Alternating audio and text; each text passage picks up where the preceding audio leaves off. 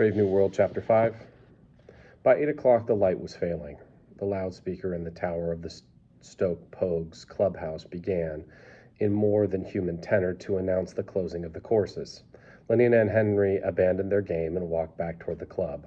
From the grounds of the Internal and External Secretion Trust came the lowing of those sounds of cattle which provided with their hormones and their milk the raw materials for the great factory at Farnham Royal. An incessant buzzing of helicopters filled the twilight. Every 2.5 minutes a bell and the screeching of whistles announced the departure of one of the light monorail trains which carried the low-caste golfers back to their separate course to the metropolis. Lenina and Henry climbed into their machine and started off. At 800 feet, Henry slowed down the helicopter screws, and he hung for a minute or two poised above the fading landscape.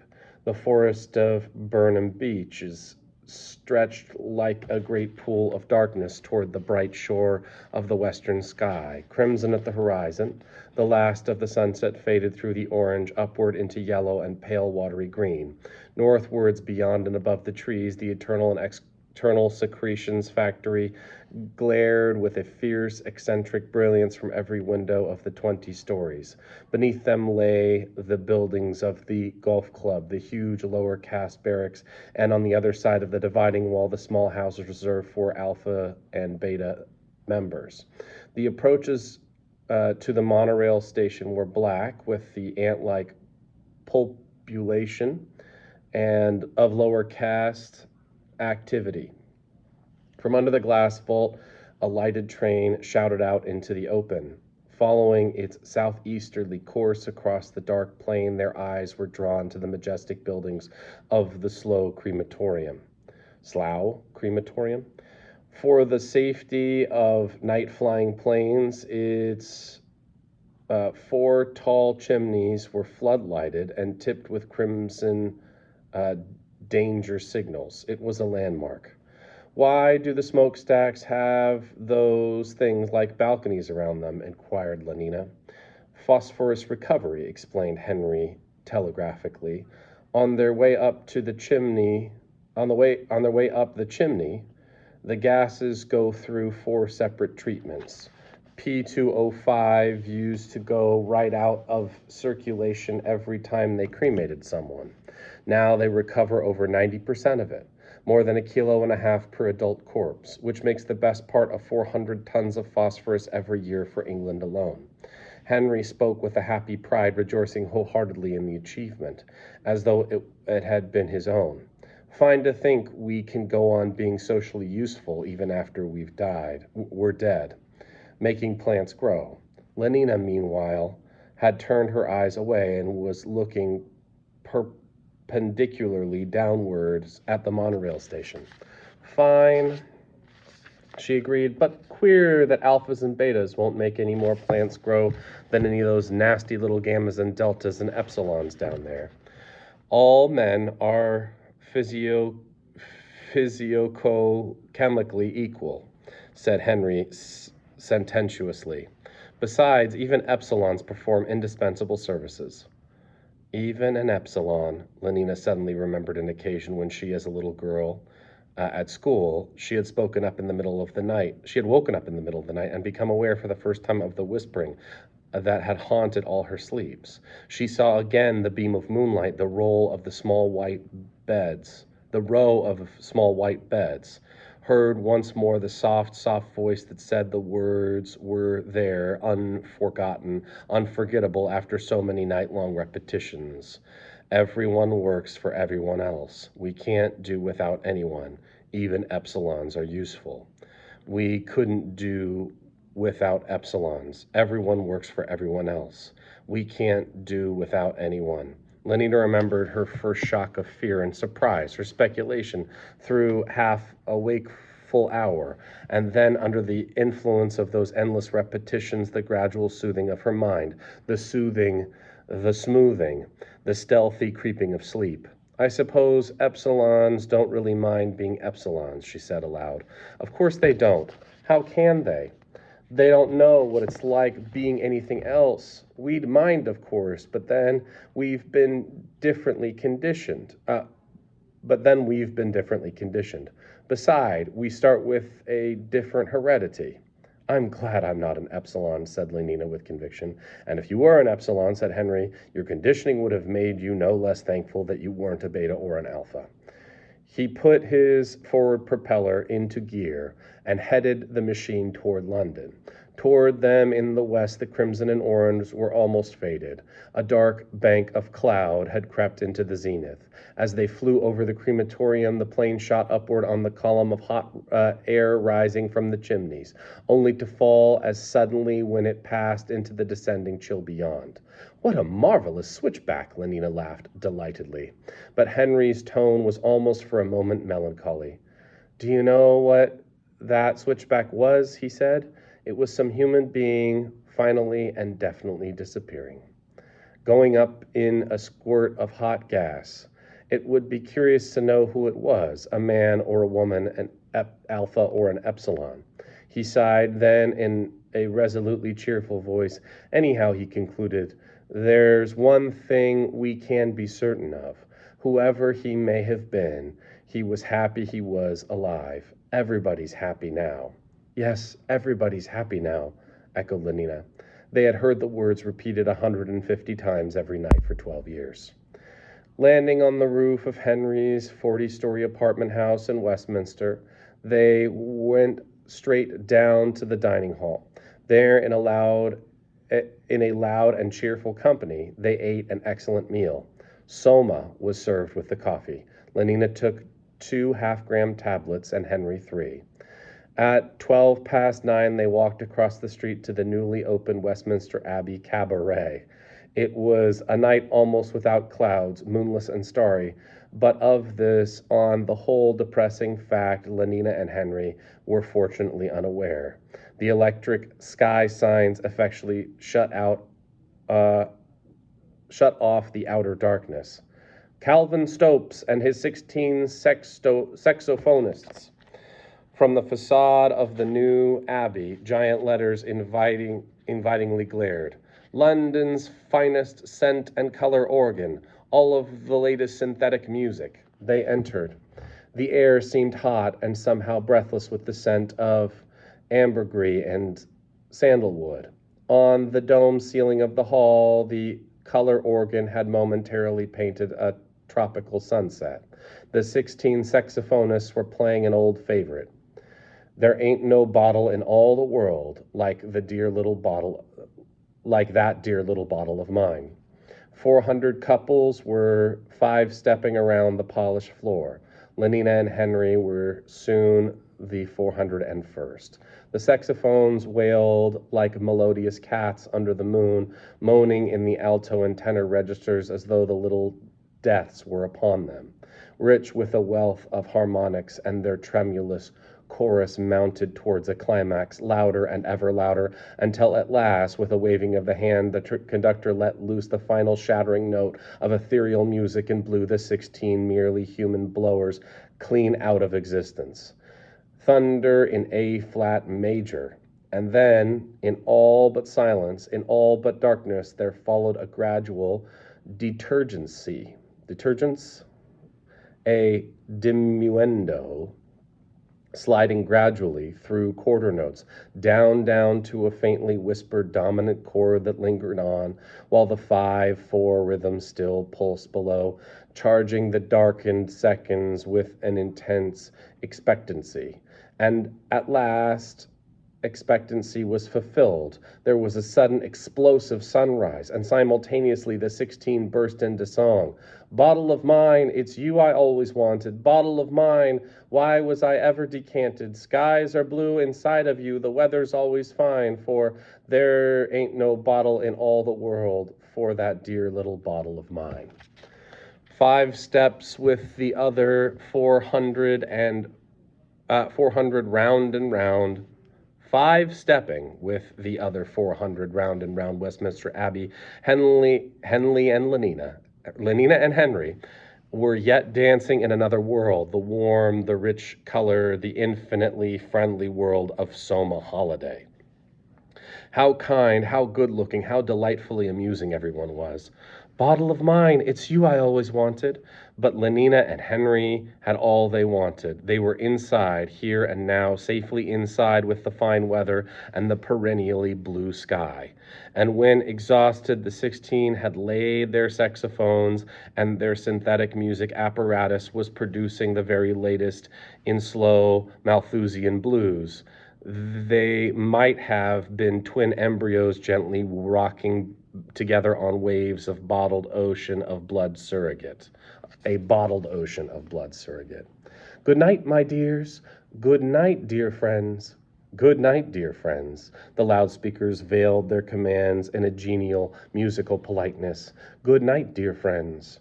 Obediently, with all the others, Lenina and Henry left the building. The depressing stars had traveled quite some way across the heavens, but though the separating screen of the sky signs had now to a greater extent dissolved, the two people still remained their happy ignorance the two people still retained their happy ignorance of the night. Swallowing half an hour before closing time, the second dose of soma had raised quite impenetrable walls between the actual universe and their minds. Bottled, they crossed the street. Bottled, they took the lift up to Henry's room on the 28th floor. And yet, bottled as she was, and in spite of the second gram of soma, Lenina did not forget to take all the contraceptive precautions prescribed by the regulations. Years of intense hypnopaedia and from 12 to 17 Malthusian drill 3 times a week had make the taking of these precautions almost as automatic and inevitable as blinking. Oh, and that reminds me, she said, as she came back from the bathroom. Fanny Crow wants to know where you found that lovely green Morocco surrogate cartridge belt you gave me. Part 2. Alternate Thursdays were Bernard's solitary service days. After an early dinner at the Aphroditeum, to which Helmholtz had recently been elected under Rule 2, he took leave of his friend and, hailing a taxi on the roof, told the man to fly to the Fordson Community Singery.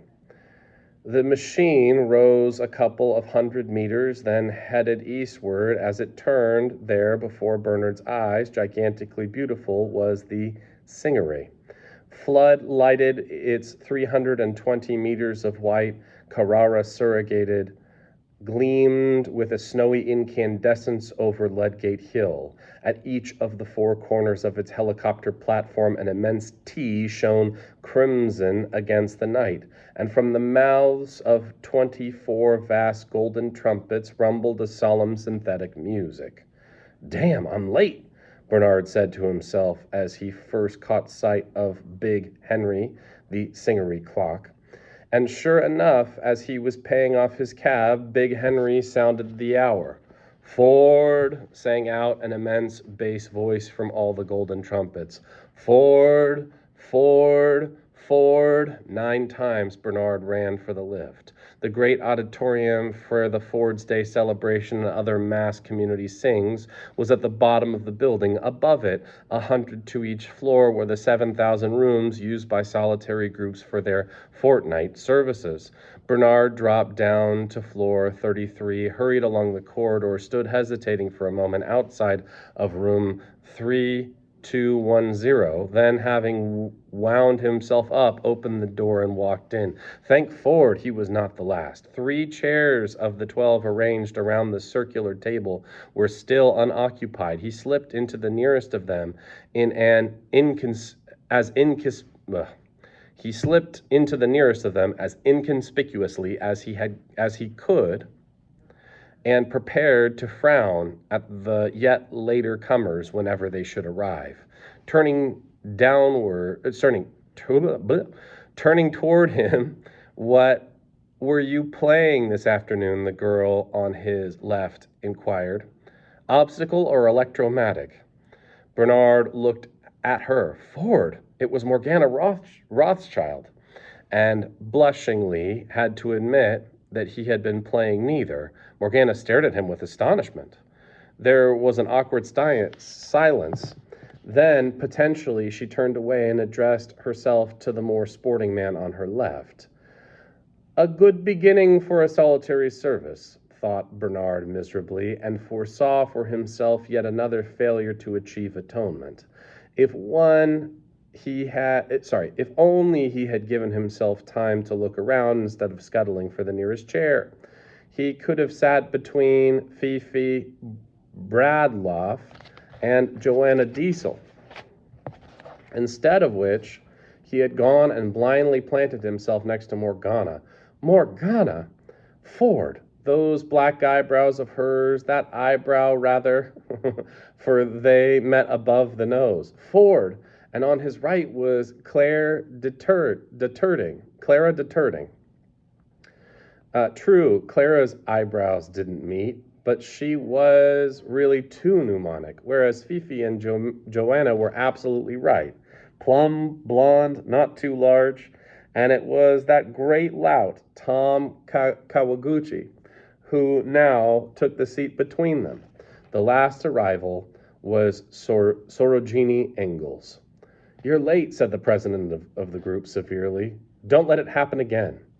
Sorogini apologized and slid into her place between Jim Bokanovsky and Herbert Bakunin. The group was now complete, the solitary circle perfect and without flaw. Man, woman, man, in a ring of endless alternation round the table. 12 of them ready to make one, waiting to come together, to be fused, to lose their 12 separate identities into a larger being. The president stood up, made the sign of the T, and switching on synthetic music, let loose the soft, indefatigable beating of drums and a choir of instruments, near wind and superstring. They planned gently, repeated and repeated the brief and unescapably haunting melody of the first solitary hymn. Again, and it was not the ear that heard the pulsing rhythm, it was the midriff, the wail, and the clang of those reoccurring harmonies haunted not the mind, but the yearning bowels of compassion. The president made another sign of the T and sat down. The service had begun. The dedicated soma tablets were placed in the center of the table. The loving cup of strawberry ice cream soma was passed from hand to hand, and with the formula, I drink to my annihilation, 12 times quaffed. Then, to the accompaniment of the synthetic orchestra, the first solitary hymn was sung. Forward we are 12, oh make us one. Like drops within the social river. Oh, make us now together run as swiftly as thy shining flivver. 12 yearning stanzas, and then the loving cup was passed a second time. I drink to the greater being was now the formula. All drank. Tirelessly the music played, the drums beat. The crying and clashing of the harmonies were an obsession in the melted bowels. The second solitary hymn was sung. Come, greater being, social friend, annihilating 12 in one. We long to die, for when we end, our larger life has but begun. Again 12 stanzas, but this time the soma had begun to work. Eyes shone, cheeks were flushed, the inner light of the universal benevolence broke out on every face in happy, friendly smiles. Even Bernard felt himself a little melted. When Morgana Rothschild turned and beamed at him, he did his best to beam back. But the eyebrow, the black 2-in-1, alas, it was still there. He couldn't ignore it. Couldn't, however, hard he tried. The melting hadn't gone far enough. Perhaps if he had been sitting between Fifi and Joanna. For the third time the loving cup went round. I drink to the eminence of his coming, said Morgana Rothschild, who turned it happened to be to initiate the circular rite. Her tone was loud, exultant. She drank and passed the cup to Bernard. I drink to the eminence of his coming, he repeated, with a sincere attempt to feel that the coming was imminent, for the eyebrow continued to haunt him, and the coming, as far as he was concerned, was horribly remote. He drank and handed the cup to Clara Deterting. Oh, it'll be a failure again, he said to himself. I know it will, but he went on doing his best to beam. The loving cup had made it circular, lifting his hand. The president gave a signal. The chorus broke out in the third solitary hymn. Feel how the great being comes, rejoice, and in rejoicing die, melt in the music of the drums, for I am you, and you are I. As verse succeeded verse, the voices thrilled with an ever intenser excitement. The sense of coming's imminence was like an electric tension in the air. The president switched off the music, and with the final note of the final stanza, there was absolute silence. The silence of stretched expectancy, quivering and creeping with a galvanic life. The president reached out his hand, and suddenly a voice, a deep, strong voice, more musical than any merely human voice, richer and warmer and more vibrant with love and yearning and compassion, a wonderful, mysterious, supernatural voice spoke above their heads very slowly. Oh, Ford, Ford, Ford. It was diminishingly and on a descending scale. It said diminishingly and on a descending scale. A sensation of warmth radiated thrillingly out of the solar plexus to every extremity of those who listened. Tears came into their eyes, their hearts, their bowels seemed to move within them as though with independent life. Ford, they were melting. Ford, dissolve, dissolve. Then, in another tone, suddenly startling, listen, trumpeted the voice. Listen, they listened. After a pause, sunk to a whisper, but a whisper somehow more penetrating than the loudest cry. The feet of the greater being. It went on and repeated the words, the feet of the greater being.